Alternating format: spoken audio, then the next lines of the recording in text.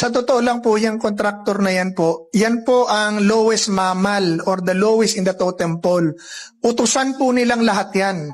Pag sinabi nilang 10%, 10% bibigay niyan. Pag sinabi nilang 50%, 50% ang bibigay niyan. So hindi ho yan ang mastermind. Ang mastermind dyan, kung sino may hawak ng pondo at may control dun sa district engineer. Sino ba yon? Sino? Hindi nga, anong pwestong buhaya? Congressman. Congressman naman ang nasusunod eh. Pagka ayaw ng DE, district engineer, ito po ang nagpapabid.